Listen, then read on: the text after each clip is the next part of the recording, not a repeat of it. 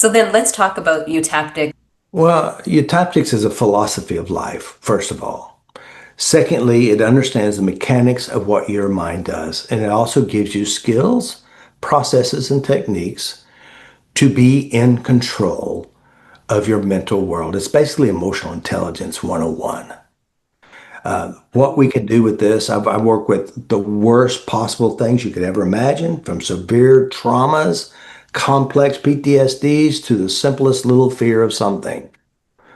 Little something. So basically, it's the mechanics of the mind. It's not I say it's not a belief system, but you got to believe in using a car to get across town. You have to believe in something that works if it works. And if it doesn't work, I always ask, why didn't it work? And what are you doing inside your head that keeps it from working? Hmm. It's internal. It's very mathematical. So what is it? I teach you, I show you how to be the master of your own thoughts in your mind, in your world. People need that. People are so manipulated by the external forces and from their internal forces. They live their life based on the past. Hmm. Again, if you change your past, you change your future. And some people say, you can't change memories. I said, I can, and you can, but you don't know how. Hmm. Memories are not stuck real and permanent because what you have inside your mind is your personalized history. You personalize these events and you give them meanings. You could have five siblings. So we have the siblings around the table. And we're talking about how bad our dad was, the first four. And the other said, he wasn't like that. You're lying. And you know why? Right. Yeah. Because they had a different dad. Dad seasoned up a little bit. We have different memories and references. You Very can all true. go to the same movie and five people love it, three didn't like it, and they have Right. a problem, you know? Yes. Yeah. I didn't like that little thing on that screen. Hmm. Hmm. And I'm in Dover, the UK, and of course I'm in this amazing hall with all these paintings that have been there hundreds of years. And I was just enthralled. I said, wow, I'm doing a seminar in this building. It's so cool. And one Wow. lady said, how do you feel with all this negative energy around you? I go, is it you? I Oh, said, I no. don't see any negative energy. You know, I do. A lot of energy people like me, and I'm entertained by them. I had a friend who's a very energy person, and I let her stay at my house. I was out of the country, and she goes, "Well, I smudged your house." I go, "What does that mean?" Well, I got to stay sage out. I did all the corners to get all the negative spirits out. I said, "You know, the funny thing, when I was there, I never saw any of them. They were never there. You must have brought them with you because it's a part of her belief system." Hmm. So it is what you believe to be true is true. I want you to listen to that. What you believe to be true is true for you. That's right. And our brain has the capacity to even create it. Hmm. And we experience it. Hmm. Hmm.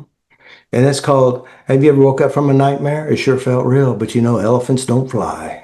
Because we're talking about eutaptics now, and for the person who has tried tapping and they've tried it, I'm not getting results tapping, what would you say to that person? But first of all, tapping is not going to solve your problems. You can use it to address the real problem. And the real problem is memories. If you don't know how to address memories, you don't understand the inner structure of your mind. I mean, if I got $1 every time someone said, I've been tapping for weeks, I get no results. And of course, the EFT style is a blocked energy system. Mine isn't.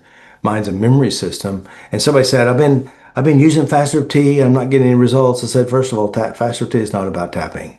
We just use it as one of the tools. It's Hmm. about how you process, internalize memories. You update the memories, you're going to get a change. So that's the biggest difference. So what I show you is how to know yourself, know what you're doing within yourself, and how to make adjustments.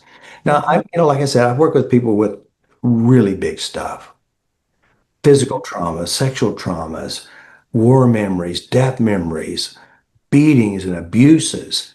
And the nice thing I say to them, I said, listen, it's over. It's not real today. But the brain captured it, internalized it, and used it on them. And so I said, let's just make peace with your head. Hmm. The event's over and just update how you represent things.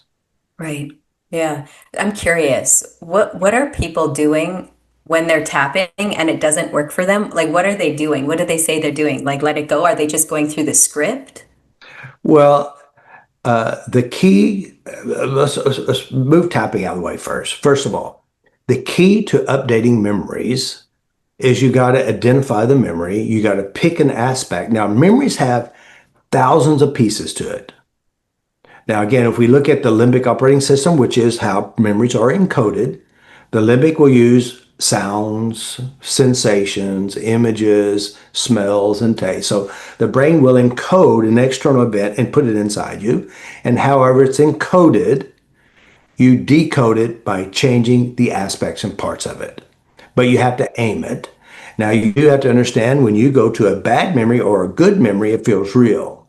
So memories, if you got a really bad memory, it's got a lot of emotional juice, it's very difficult to use tapping to get you out of it because the memory is very loaded. It's Mhm. big. And if you had lots of therapies or repeating traumas, they compound into a really big one. That's it right there too. Hmm. So there's a lot of variables, and it's simple, Yes. but there are some complexity. Now, guys, if you have big stuff, don't try to do it yourself. Let me help you do it. I'll change your life. I know how I've been doing the biggest stuff. Now, when we talk about all the memories and adjusting memories, you have to understand your children are watching you. Hmm. They're learning by what you do. They're learning by what you say. They're learning by how you act. They're learning machines and they're going to follow in your footsteps. If you have children, especially adult children, have you noticed that they sometimes marry the person that you don't like, which resembles your father or your ex-husband? Because this is an operating system. Now, if you want to impact your children, like we have a girl named China. She's 34 years old. I think 34 years old. And she's got four children. Then the youngest one is less than 6 months, around 6 months old. And she'd come from a really rough childhood. Both of her parents were drug addicts. And they've had some really bad trainings. She's had some bad exposure and bad trainings. And she's been working my system and cleaning up stuff, getting rid of her fears and phobias, getting rid of her father's triggers, getting rid of any physical and emotional sexual abuses, whatever they were. She's cleaned up, and now when her children are acting, she's not responding like her parents did because she updated her memories. So now she's a different mother. So these kids are going to grow up to be a different system than where she came from. Now we operate from our trainings and we pass it on to the next generations. Hmm. My oldest son, his name's Adam, and of course, unfortunately, I didn't start working on myself to he's probably 9, but he said, Dad, you are my best friend. You became my best friend. You were my enemy at one time, because I was the bad dad, and I had reasons because I had my own badness from my dad. And so I started working on me, which changed my relationship with them. And he's got 3 children. And he says, Dad, I use this all the time. It keeps me grounded. It keeps me from blowing up. It keeps me from taking things so personal. And so he's a better dad than I ever was. Because, well, I mean, I got better because I didn't know I did at the time. Right. I just passed down the gauntlet from one generation to the next. Hmm. So, teaching your children to be emotionally intelligent, and he works on his kids. He taps on his kids. He Hmm. doesn't force it. If they want it, he helps them. If they don't, they don't. I mean, he's respectful Hmm. because some That's people good. don't want to change. Mm. They're afraid to go there because it's scary. Hmm. But you still can impact them by changing you. Yeah. Yeah.